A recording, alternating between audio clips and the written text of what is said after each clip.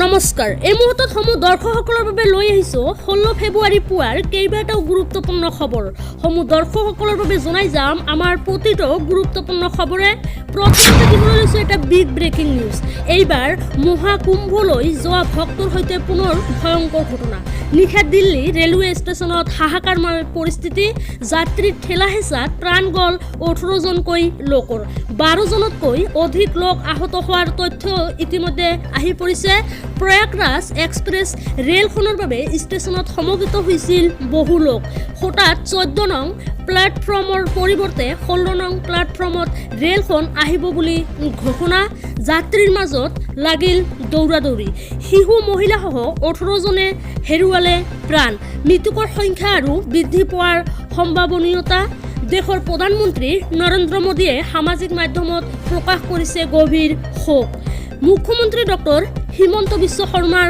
শোক প্ৰকাশ দিবলৈ লৈছো পুৱাৰ দ্বিতীয় নম্বৰ গুৰুত্বপূৰ্ণ খবৰটো আমাৰ দ্বিতীয় নম্বৰ গুৰুত্বপূৰ্ণ খবৰটো হৈছে সাংসদ গৌৰৱ গগৈৰ পত্নী এলিজাবেথক লৈ অসমৰ মুখ্যমন্ত্ৰী ডক্টৰ হিমন্ত বিশ্ব শৰ্মাৰ ডাঙৰ মন্তব্য সমগ্ৰ ঘটনাক লৈ গঠন কৰা হ'ব SIT অসম আৰক্ষীৰ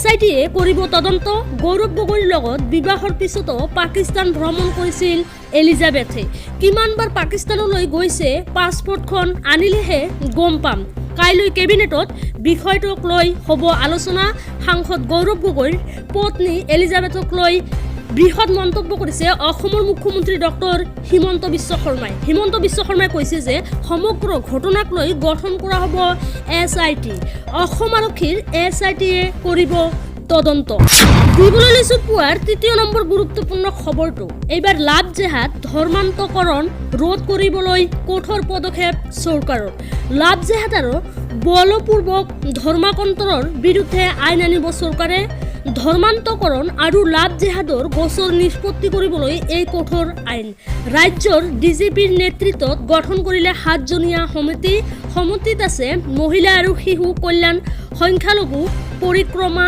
আইন আৰু ন্যায়পালিকা সামাজিক ন্যায় আৰু বিশেষ সাহায্য বিভাগৰ সম্পাদক আৰু গৃহ বিভাগৰ উপসচিব এই কমিটিয়ে আন ৰাজ্যত নিৰ্মিত আইনী দিশ আৰু আইনৰ ওপৰতো চকু ৰাখিব বলপূৰ্বক ধৰ্মান্তকৰণৰ আৰু লাভ জেহাদৰ কাণ্ড ৰোধ কৰিবলৈ আইন প্ৰণয়নৰ পৰামৰ্শ মহাৰাষ্ট্ৰ চৰকাৰে লাভ জেহাদ ধৰ্মান্তকৰণ ৰোধ কৰিবলৈ লৈছে এই বিশেষ পদক্ষেপ এই সন্দৰ্ভত মহাৰাষ্ট্ৰৰ মহাজ্যোতি চৰকাৰে গঠন কৰিলে 7জনীয়া কমিটি লাভ জেহাদ ধৰ্মান্তকৰণ ৰোধ কৰিবলৈ কঠোৰ পদক্ষেপ এইবাৰ চৰকাৰৰ লাভ জেহাদ আৰু বলপূৰ্বক ধৰ্মান্তকৰণৰ বিৰুদ্ধে আইন আনিব চৰকাৰে দিবলৈ লৈছো পুৱাৰ চতুৰ্থ নম্বৰ গুৰুত্বপূৰ্ণ খবৰটো অসমৰ সাম্প্ৰতিক বিষয়বোৰ তল পেলাবলৈ ইচ্ছুক ডাইভাৰ্ট কৰে মুখ্যমন্ত্ৰীয়ে সাম্প্ৰতিক সমস্যাবোৰ তল পেলাবলৈ গৌৰৱ গগৈক আক্ৰমণ কৰিছে মুখ্যমন্ত্ৰীয়ে ৰাষ্ট্ৰীয় নিৰাপত্তা চোৱাৰ দায়িত্বত অসমৰ মুখ্যমন্ত্ৰী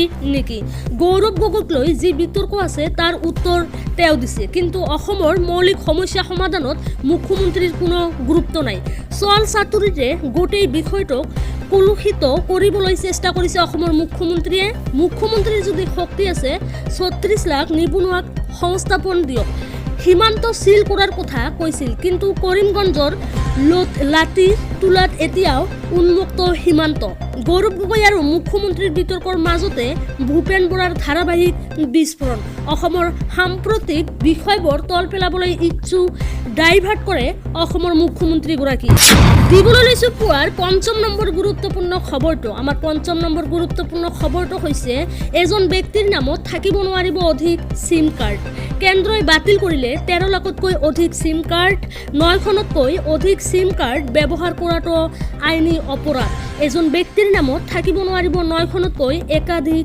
সিম কাৰ্ড নতুন টেলিকম আইন মতে এজন ব্যৱহাৰকাৰীৰ নামত থাকিব পাৰে সৰ্বাধিক 9টা সিম টেলিকম কোম্পানীয়ে পুনৰীক্ষণ কৰি নিষ্ক্ৰিয় কৰিছে সিমসমূহ বিগত বৰ্ষৰ জুন মাহত কেন্দ্ৰই প্ৰৱৰ্তন কৰিছিল নতুন টেলিকম আইন।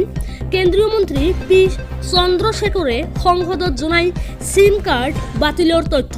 9খনতকৈ অধিক সিম কাৰ্ড থাকিলে হ'ব পাৰে বৃহৎ পৰিমাণৰ জৰিমনা আৰু জেল। প্ৰথমবাৰৰ বাবে আইন ভংগ কৰিলে হ'ব পাৰে 50,000 টকা পৰ্যন্ত জৰিমনা। পুনৰ অপৰাধ কৰিলে হ'ব পাৰে 2 লাখ টকা পৰ্যন্ত বৃহৎ পৰিমাণৰ জৰিমনা। লগতে অপৰাধ কৰাজনৰ হ'ব পাৰে 3 বছৰ পৰ্যন্ত কাৰাদণ্ড। পশ্চিমবংগত সৰ্বাধিক 4 লাখৰো অধিক লোকৰ হাতত 9খনতকৈও অধিক সিম। বিগত 5 বছৰত পশ্চিমবংগত বাতিল 13 লাখতকৈ অধিক সিম কাৰ্ড। জম্মু কাশ্মীৰ, অসম, উত্তৰ পূবৰ ৰাজ্যত এজন ব্যক্তিয়ে সৰ্বাধিক ব্যৱহাৰ কৰিব পাৰে 6টা সিম কাৰ্ড। এজন ব্যক্তিৰ নামত থাকিব নোৱাৰিব অধিক সিম কাৰ্ড। দিবলৈ পুৱাৰ শেষৰ গুৰুত্বপূৰ্ণ খবৰটো। এইবাৰ চিন্তাত পৰিছে বাংলাদেশৰ ইউনুছ চৰকাৰ। বাংলাদেশ চৰকাৰক লৈ ডনাল্ড ট্ৰাম্পে কৰিছে বৃহৎ ঘোষণা। বাংলাদেশৰ যিকোনো পৰিস্থিতি নিয়ন্ত্ৰণ কৰিব ভাৰতৰ প্ৰধানমন্ত্ৰী নৰেন্দ্ৰ মোদীয়ে।